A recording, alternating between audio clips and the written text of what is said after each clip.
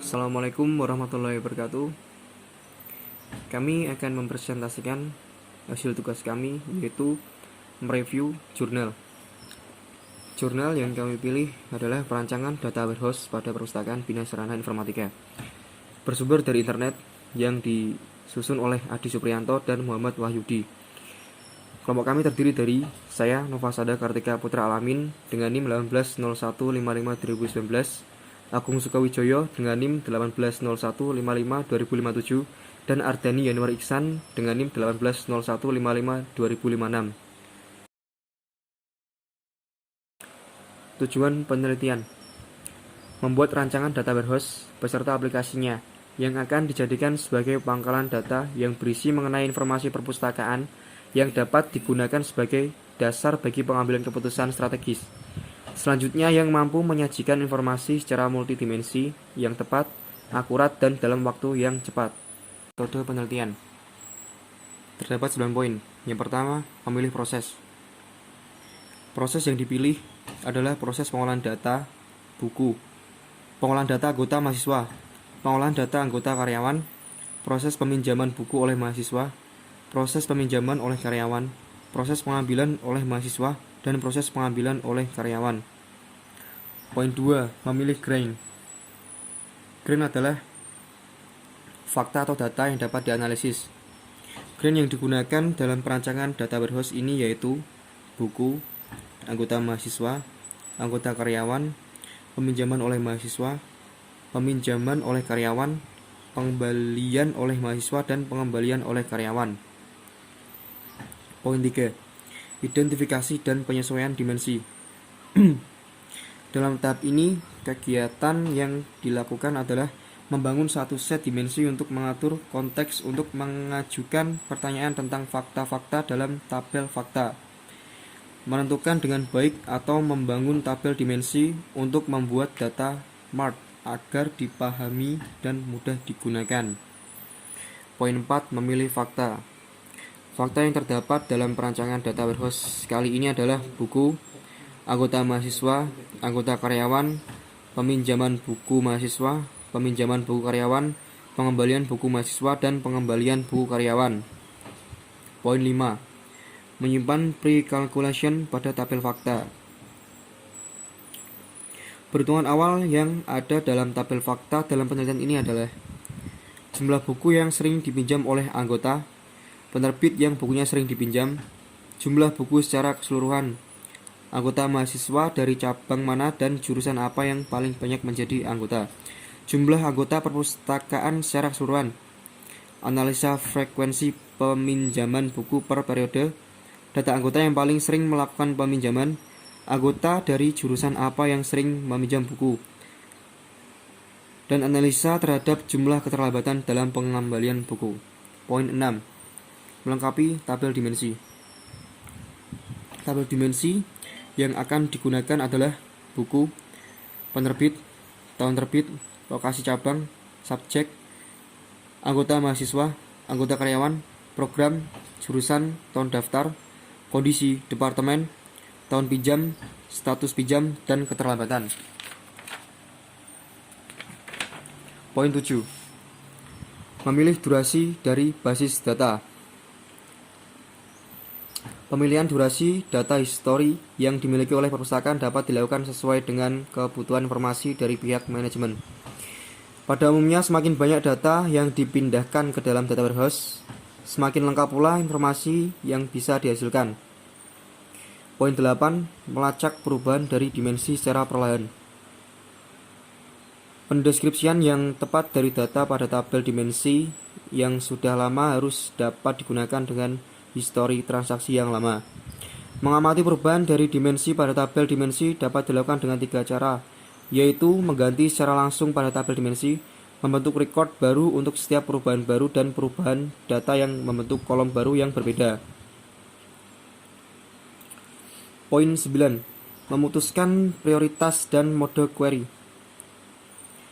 Periode proses extract, transform, and local atau ETL dapat dilakukan sesuai dengan kebutuhan informasi oleh pihak pimpinan perpustakaan. Hasil penelitian dan pembahasan.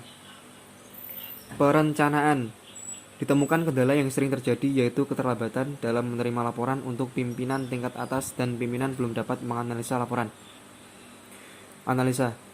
Ada dua, yaitu analisa kebutuhan dan analisa sistem.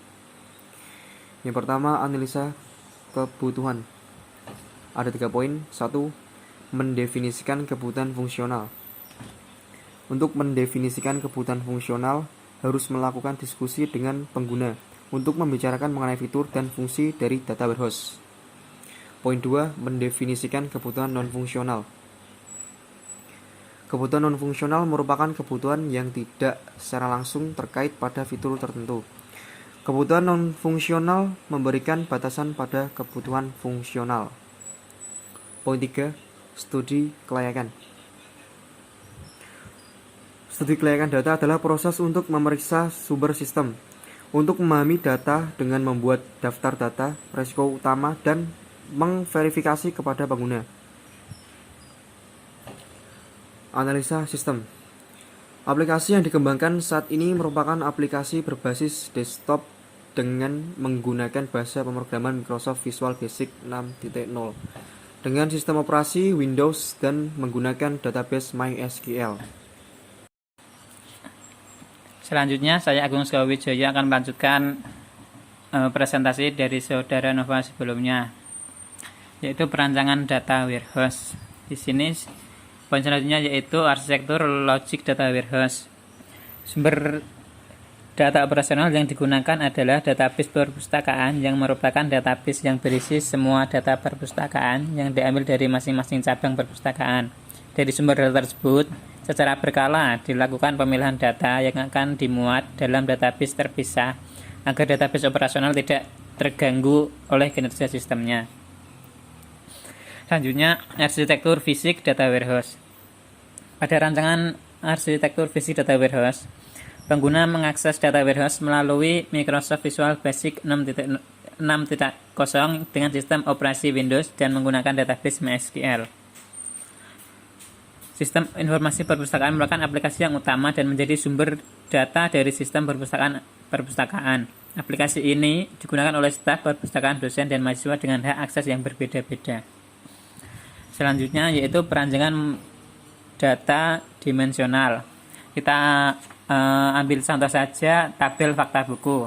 Seperti gambar tersebut, yaitu ada bermacam-macam data yang dimasukkan dan saling berhubungan satu sama lain.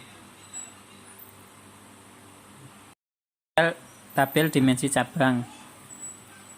Tabel dimensi ini terbentuk hasil dari proses transformasi yang dipopulasikan dari tabel fakta buku. Selanjutnya, proses mempopulasikan tabel fakta buku. Seperti gambar di slide ini, yaitu mulai dari sumber buku, bisa dilihat alurnya, anak panahnya itu dari tabel sumber buku hingga terakhir yaitu buku simpanan. Selanjutnya kita akan melihat proses mempopulasikan tabel dimensi cabang, yaitu tabel dimensi cabang yang sebelumnya sudah ada dipopulasikan, dan inilah alur bagaimana proses mempopulasikan tabel dimensi cabang, mulai dari cabang sumber, cabang target yang diolah sampai menjadi simpan di cabang.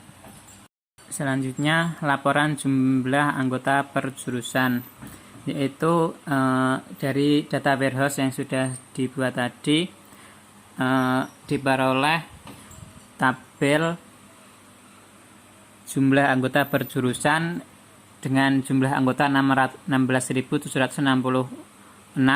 dengan paling sedikit yaitu broadcasting dengan 1 orang anggota, dan paling banyak yaitu manajemen informatika dengan 6.432 anggota. Selain tabel juga bisa dibuat dengan bentuk diagram seperti gambar di bawahnya. Selanjutnya yaitu laporan jumlah buku per kategori.